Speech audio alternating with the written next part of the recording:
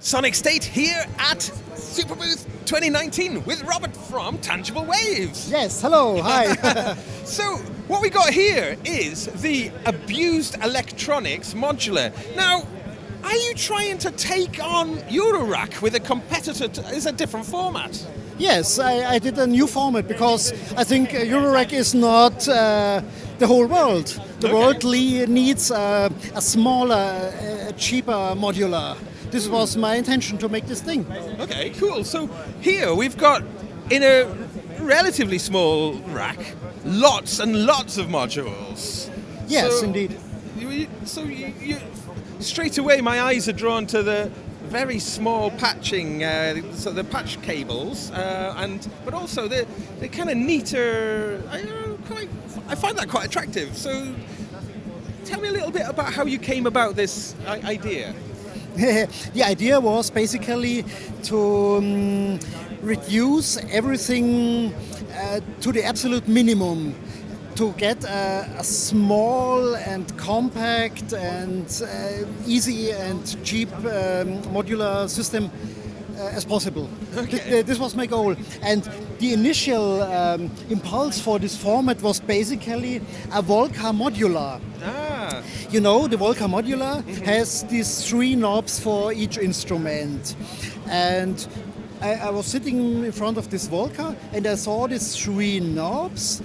And at this time I was tinkering with Arduino stuff and know these small sockets for patching. You know, these kind of sockets are used in the Arduino stuff also. And I was thinking, okay, now I have 2 centimeters with 3 knobs. And I could put a 4th knob, and if I put on the upper side 2 of these 8 pin sockets for input and output, I had a module in a size like this. Ah. And I took a piece of paper, was drawing it up, and okay, 10 centimeters high is nice, 2.5 centimeters wide. Okay, I have this space for the knobs and there is some space remaining for the electronic parts. This could make a module. And so I started. Okay, cool. Now, you've got a bunch of new modules here, haven't you, in this? Could you show us what's new, and then we'll work from there. Yeah, and new is especially the whole drum part. I started with the basic modules, but now it was time to cover all kind of drums. I have the topograph, which is basically the mutable instruments grids. It has the full functionality. It's basically a 100% clone of the grids. Grids is open source, and I arranged it with Emily, and it was fine to make it for me. Nice. This is the sequencer for drums, besides of the Trick 164, which is a classic 4-track, 16-step trigger sequencer you can use also. But the grid is nice because it gives so much inspirations.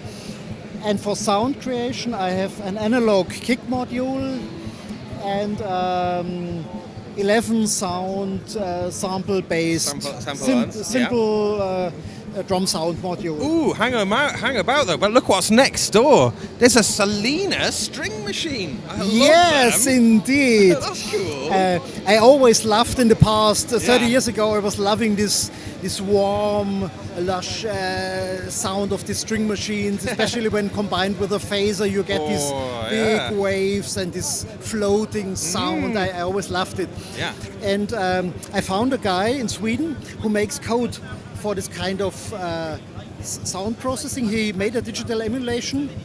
His name is Jan Ostman. He does excellent work.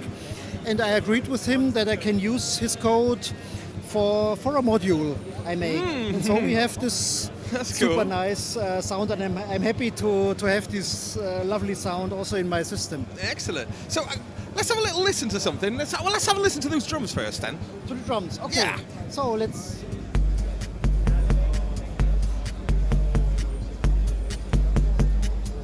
Now we can tweak a little bit at the...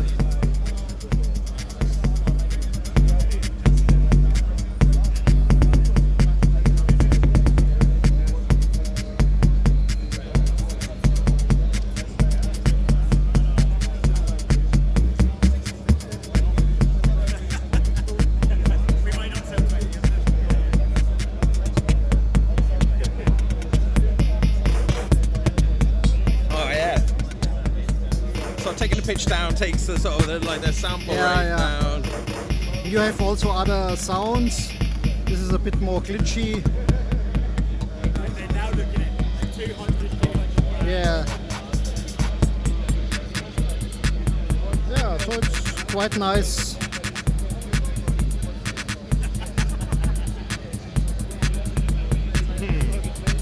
And now we can bring in a sequence, Yeah. turning the filter up. Here are some sockets went out.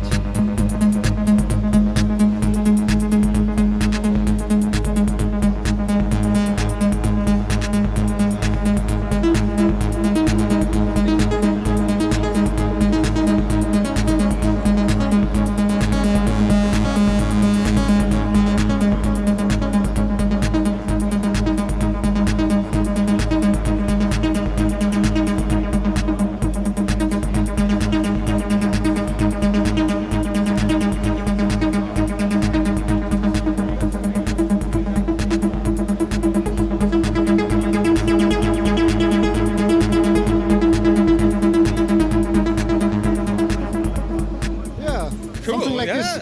That sounds great. So you were telling me earlier a little bit about your manufacturing process regarding how you do this rather cool-looking printing on the modules. Yeah, this is a part of my concept to make things as simple as possible. So I want to avoid to produce very expensive anodized aluminium front panels with expensive printing and CNC processing. I wanted to make everything by myself. I have a laser cutting machine which I can use at any time. And so I tried, I was thinking which material could be the best for the front panels, and I decided to make it from a thin MDF board. It's a wood fiber material which suited very well. It's good for laser cutting, and so I took this material. And for the printing, for the scripture, I made a rubber stamp, Rubber stamp. and I'm stamping the front panels. That's amazing. That is amazing. Yeah. That has got to be a first. And so I can make everything by myself. It's Yeah. no big investment, and so I can keep the prices also low. That sounds amazing, and it looks cool. It's kind of got that kind of nice. It has a kind of rough, not so perfect look, but Yeah. it has its effect. You can read it. It's durable. It doesn't wear out. It doesn't wear out. It's, Yeah. So that's cool. So also we were talking earlier because I was liking how the cables are kind of kept in a neater rather than them being all over the place. Yeah. And you were saying you were maybe thinking about making a way to rein the cables in for live. Yes, indeed. I prepared a fixture for a kind of bar which goes over the upper range of the modules. Yeah. Where I can attach all the patch cables with some kind of tape or something like this. So if you are in a live setting, there is no danger to pull It's out. like the most lo-fi save system that you know. Yes, yes, indeed. Save that and, patch. and the other advantage is Yeah. if I have fixed all patch cables on this bar, Yeah. the area of the knobs is free.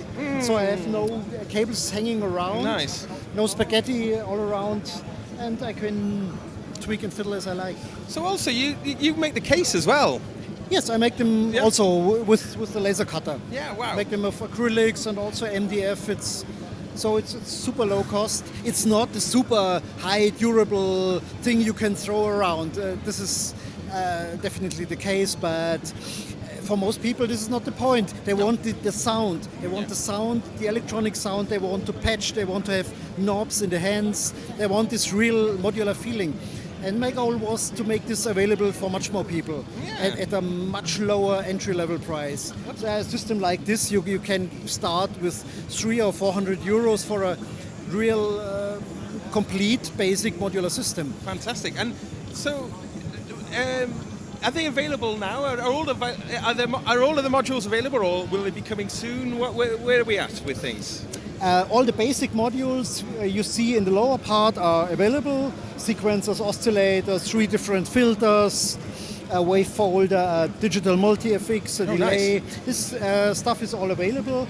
And very soon is coming all this drum The drums, parts, the string machine, and also this algodrone, which is a quite crazy sound generator. I nice. think in end of July we should see all these modules in the shop. And then everything will be priced differently accordingly. Yes. Yeah. Yeah. Excellent. Well, Robert, thank you very much for showing us that. Yeah, it was great fun Yeah, cool. talking to you. Excellent. Bye.